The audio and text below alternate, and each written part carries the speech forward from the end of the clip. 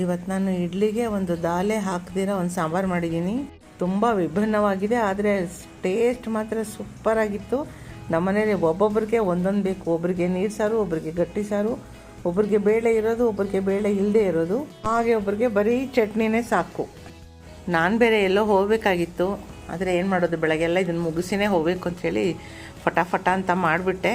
ಅದು ಹೇಗೆ ಮಾಡಿದೆ ಅಂತ ನಿಮಗೆ ನಾನು ಇವತ್ತು ತೋರಿಸ್ತಾ ಇದ್ದೀನಿ. ಬನ್ನಿ ನೋಡೋಣ.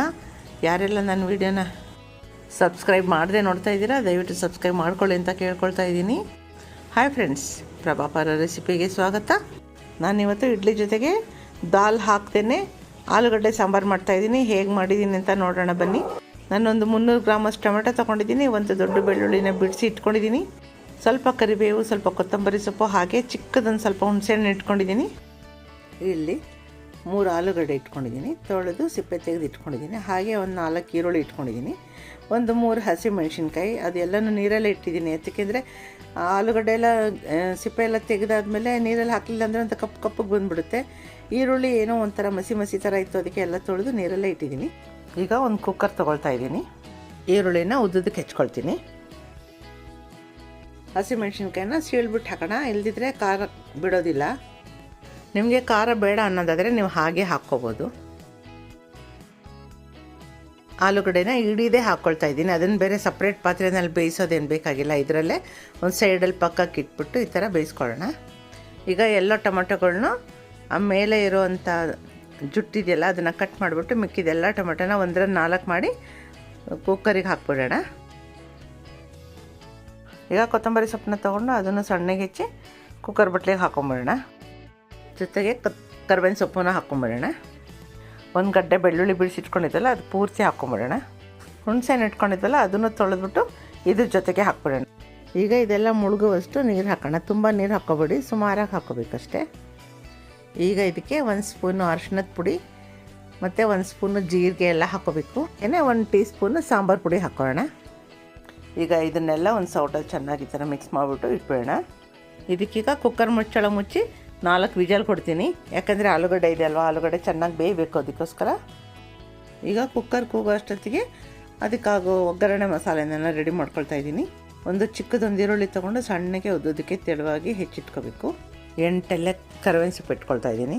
6 ಕಾಳು ಬೆಳ್ಳುಳ್ಳಿನ ಜಜ್ಜಿ ಇಟ್ಕೊಳ್ತಾ ಇದ್ದೀನಿ. ನಿಮಗೆ ಬೆಳ್ಳುಳ್ಳಿ ಹಾಕೋ ಇಷ್ಟ ಇಲ್ಲ ಅಂದರೆ ಅದು ನಿಮ್ಗೆ ಆಪ್ಷನಲ್ಲು, ಬೇಕಾದರೆ ಹಾಕ್ಕೊಬೋದು, ಇಲ್ಲಾಂದರೆ ಬೇಡ. ಒಂದು 8 ಕಾಳು ಬೆಳ್ಳುಳ್ಳಿನ ಜಜ್ಜಿ ಇಟ್ಕೊಳ್ತಾ ಇದ್ದೀನಿ. ಹಾಗೆಯೇ 1-2 ಒಣಮೆಣಸಿನ್ಕಾಯಿನ ಮುರಿದು ಪಕ್ಕದಲ್ಲಿ ಇಟ್ಕೊಳ್ತಾ ಇದ್ದೀನಿ. ಈಗ ಚಟ್ನಿಗೆ ರೆಡಿ ಮಾಡ್ಕೊಳ್ತಾ ಇದ್ದೀನಿ.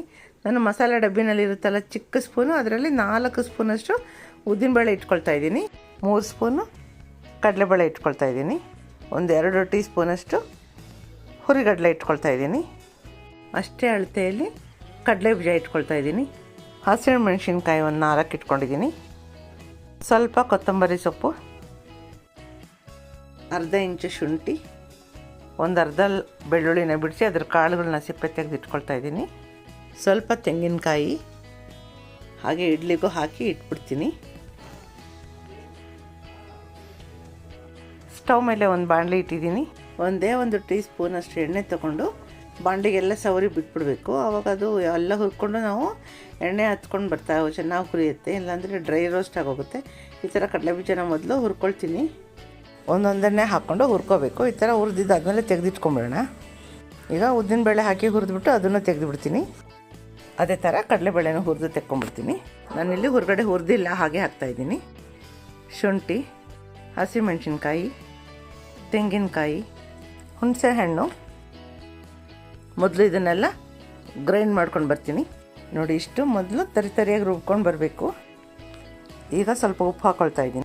ಕೊನೆಯಲ್ಲಿ ಕೊತ್ತಂಬರಿ ಸೊಪ್ಪು ಹಾಕ್ಕೊಳ್ತೀನಿ, ಸಣ್ಣ ಕಟ್ ಮಾಡಿಬಿಟ್ಟು. ಸ್ವಲ್ಪ ನೀರು ಹಾಕಿಬಿಟ್ಟು ರುಬ್ಕೊಂಡು ಬರೋಣ. ಇದೀಗ ರುಬ್ಬಿ ಆಗಿದೆ. ನಿಮಗೆ ಗಟ್ಟಿ ಚಟ್ನಿ ಬೇಕಾದರೆ ಹಾಗೆ ಇಟ್ಕೊಳ್ಳಿ, ಅಥವಾ ನೀರು ಚಟ್ನಿ ಬೇಕಾದರೆ ಅದಕ್ಕೆ ಸ್ವಲ್ಪ ನೀರು ಹಾಕ್ಕೊಬೋದು. ಆದರೆ ಇವಾಗಲೇ ಬೇಡ, ಒಗ್ಗರಣೆ ಹಾಕಿದ ಮೇಲೆ ಹಾಕ್ಕೊಳ್ಳಿ. ಕಡಲೆ ಬೀಜ ಹುರಿದಿದ್ದು ಬಾಣಲಿ ಇತ್ತಲ್ವ, ಅದಕ್ಕೆ ಹಾಕ್ಕೊಳ್ತಾ ಇದ್ದೀನಿ. 1.5 ಸ್ಪೂನಷ್ಟು ಎಣ್ಣೆ ಹಾಕಿದ್ದೀನಿ. ಎಣ್ಣೆ ಕಾದಿದ ಮೇಲೆ 1/4 ಚಮಚದಷ್ಟು ಸಾಸಿವೆ, 1/4 ಚಮಚ ಜೀರಿಗೆ, 1/4 ಚಮಚ ಉದ್ದಿನಬೇಳೆ, 10 ಕಾಳು ಕಡಲೆಬೇಳೆ ಎಲ್ಲ ಹಾಕಿ ಒಗ್ಗರಣೆ ಮಾಡ್ಕೊಳ್ಳೋಣ. ಈಗ ಕರ್ಬೇವಿನ ಸೊಪ್ಪು ಮತ್ತು ಒಣಮೆಣಸಿನ್ಕಾಯಿ ಹಾಕ್ಕೊಳ್ಳೋಣ. ಒಂದು ಸೌಟಲ್ಲಿ ಸ್ವಲ್ಪ ಚೆನ್ನಾಗಿ ಕೆದ್ಕೊಳ್ಳೋಣ. ಈ ಥರ ಹುರಿಯೋವಾಗ ಫ್ಲೇಮ್ ಲೋನಲ್ಲಿರಬೇಕು, ತುಂಬ ಚಟ್ನಿ ಎಲ್ಲ ಇದಕ್ಕೆ ಹಾಕ್ಕೊಂಬಿಡೋಣ ರುಬ್ಬಿರೋದು. ಹಾಗೆಯೇ ಜಾರ್ ತೊಳೆದಿದ್ದು ನೀರು ಸ್ವಲ್ಪ ಹಾಕ್ತಾಯಿದ್ದೀನಿ. ಈಗ ಚಟ್ನಿ ರೆಡಿ ಆಯಿತು. ಸಾಂಬಾರೆಲ್ಲ ರೆಡಿ ಮಾಡ್ಕೊಳ್ಳೋಣ. ನೋಡಿ ಎಷ್ಟು ಚೆನ್ನಾಗಿ ಬೆಂದಿದೆ, ಎಲ್ಲ ನುಣ್ಣಗೆ ಬೆಂದೋಗಿದೆ. ಈಗ 3 ಆಲೂಗಡ್ಡೆನ ನಾನು ಸಪ್ರೇಟಾಗಿ ಪಾತ್ರೆಲಿ ತೊಗೊಳ್ತಾ ಇದ್ದೀನಿ. ಈಗ ಬೆಂದಿರೋಂಥ ಟೊಮೆಟೊ ಈರುಳ್ಳಿನೆಲ್ಲ ನಾನು ಸೋದಿಸ್ಕೊಳ್ತಾ ಇದ್ದೀನಿ. ಈಗ ಕುಕ್ಕರ್ ಬಟ್ಲಿಗೆ ಈ ಬೆಂದಿರೋ ಆಲೂಗಡ್ಡೆ ಹಾಕೊಳ್ಳೋಣ. ಅದು ಫುಲ್ ಎಷ್ಟು ಮಟ್ಟಿಗೆ ಬೆಂದೋಗಿದೆ ಅಂದರೆ ನಾವು ಮಸಿಯೋದೇ ಬೇಡ, ಅಷ್ಟು ಚೆನ್ನಾಗಿ ಮ್ಯಾಶ್ ಆಗಿದೆ. ಈಗ ಈ ಗಟ್ಟಿಯಾಗಿರೋಂಥ ಮಸಾಲೆನೆಲ್ಲ ರುಬ್ಕೊಂಡು ಬರ್ತೀನಿ. ಹಾಗೇನು ಒಂದು ಚಿಕ್ಕ ಬಟ್ಲಲ್ಲಿ 2 ಟೀ ಸ್ಪೂನಷ್ಟು ಕಡಲೆ ಹಿಟ್ಟು ಹಾಕ್ಕೊಂಡು ಅದಕ್ಕೆ ನೀರು ಹಾಕ್ಕೊಂಡು ಪೇಸ್ಟ್ ಮಾಡ್ಕೊಳ್ತೀನಿ. ಈಗ ಸ್ಟವ್ ಮೇಲೆ ಒಂದು ಪಾತ್ರೆ ಇಟ್ಟಿದ್ದೀನಿ. ನೋಡಿ ಮಿಕ್ಸಿನಲ್ಲಿ ಗ್ರೈಂಡ್ ಮಾಡ್ಕೊಂಡು ಬಂದಿದ್ದೀನಿ. 1 ಟೀ ಸ್ಪೂನಷ್ಟು ಎಣ್ಣೆ ಹಾಕಿದ್ದೀನಿ. ಸಾಸಿವೆ ಒಂದು ಅರ್ಧ ಚಮಚ, ಜೀರಿಗೆ ಒಂದು ಅರ್ಧ ಚಮಚ. ಅದು ಚಿಟಪಟ ಅನ್ನೋ ಅಷ್ಟೊತ್ತಿಗೆ ಇಲ್ಲಿ ಈರುಳ್ಳಿ, ಬೆಳ್ಳುಳ್ಳಿ, ಒಣಮೆಣಸಿನ್ಕಾಯಿ, ಕರ್ಬೇವಿನ ಸೊಪ್ಪು ತೆಗೆದಿಟ್ಟಿದ್ವಲ್ಲ ಅದು ಹಾಕ್ಕೊಳ್ಳೋಣ. ಸ್ವಲ್ಪ ಹುರಿದಿದ್ದಾದಮೇಲೆ ಮುಚ್ಚಳ ಮುಚ್ಚಿ ಅದನ್ನು ದಮ್ ಮಾಡಿ ಬೇಯಿಸೋಣ. ಈಗ ಈರುಳ್ಳಿ, ಬೆಳ್ಳುಳ್ಳಿ ಎಲ್ಲ ಚೆನ್ನಾಗಿ ಬೆಂದಿದೆ. ರುಬ್ಬಿರುವಂಥ ಮಸಾಲೆನ ಅದಕ್ಕೆ ಹಾಕ್ತಾಯಿದ್ದೀನಿ.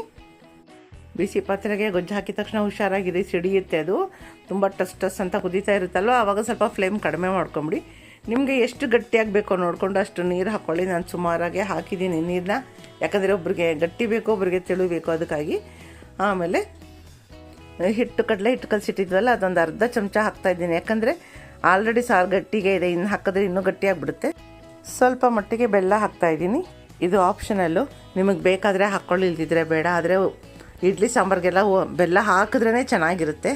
ಈಗ ಒಗ್ಗರಣೆ ಮಾಡಿದ ಗೊಜ್ಜನ್ನ ಆಲೂಗಡ್ಡೆ ಬಸ್ದಿಟ್ಟಿದ್ವಲ್ಲ ನಾವು ಆ ಪಾತ್ರೆಗೆ ಹಾಕ್ಕೊಂಡಿದ್ದೀನಿ. ಒಂದು 5 ನಿಮಿಷ ಕುದ್ರೆ ಸಾಕು, ನಮ್ಮ ಇಡ್ಲಿ ಸಾಂಬಾರು ರೆಡಿಯಾಗಿ ಹೋಗುತ್ತೆ. ಇದಕ್ಕೆ ಕೊತ್ತಂಬರಿ ಸೊಪ್ಪು ಹಾಕಿ ಗಾರ್ನಿಷ್ ಮಾಡೋಣ. ಈಗ ಇಡ್ಲಿನೂ ರೆಡಿಯಾಗಿದೆ, ಚಟ್ನಿನೂ ರೆಡಿಯಾಗಿದೆ, ಸಾಂಬಾರು ರೆಡಿಯಾಗಿದೆ.